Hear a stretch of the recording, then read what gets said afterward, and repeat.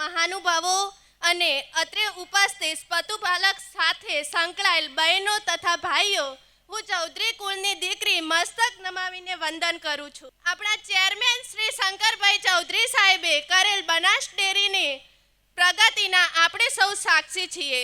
હું ચૌધરી રશ્મિકાબેન નરેશભાઈ, તાલુકો દિયોદર, મકડાલાની રહેવાસી છું.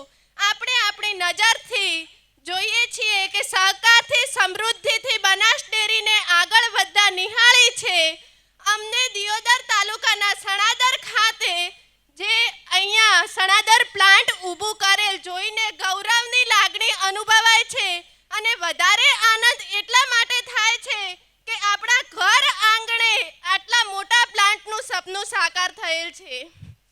જો આ પ્લાન્ટ સમયસર શરૂ થયું ના હોત તો જ્યારે બનાસ ડેરીની અંદર 90 લાખ લીટર દૂધ આવ્યું ત્યારે એ દૂધનું શું થાત?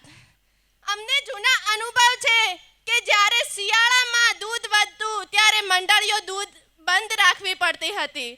બહેનો, આપ સૌ તો જાણો જ છો કે જ્યારે સણાદર પ્લાન્ટ બન્યું ન હતું તેની પહેલા જિલ્લાનું તમામ દૂધ પાલનપુર પ્લાન્ટ ખાતે મોકલવામાં આવતું હતું અને તે ટ્રાન્સપોર્ટ અને ભાડાના ખર્ચાના કરોડો રૂપિયાનો ફાયદો આપણને થયો છે. એટલું દૂર દૂધ લઈ જવામાં આપણા દૂધની ગુણવત્તા ખરાબ થાય અને તેનો ભય રહેતો હતો. તે સમસ્યાનું પણ નિરાકરણ થઈ ગયું છે.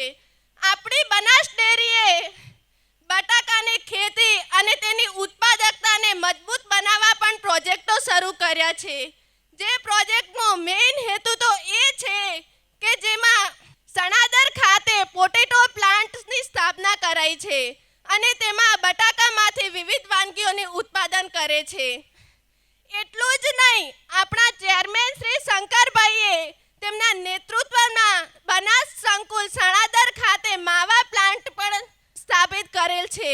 જે કાર્યરત થયેલ છે તેની અંદર વિશ્વમાં સૌથી મોટો અને સતત ચલાવતો માવા પ્લાન્ટ તરીકે જાણીતો છે, જેમાંથી સારામાં સારી માવા આધારિત વાનગીઓ બનાવવામાં આવે છે. આપણા ભવિષ્યની અંદર આવનારી પેઢી સહકારી માળખા વિશે સમજી શકે અને પશુપાલનના ધંધા સાથે સંકળાઈ રહે તે માટે પણ તેણે સણાદર ખાતે પ્લાન્ટ શરૂ કરાશે.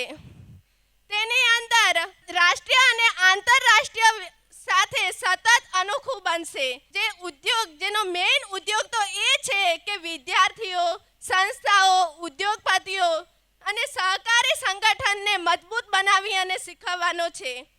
આજે લાખણી પંથકની અંદર મારા જેવી કેટલીક બહેનો છે જે દૂધ સાથે સાથે મધમાંથી પણ લાખો રૂપિયા કમાય છે.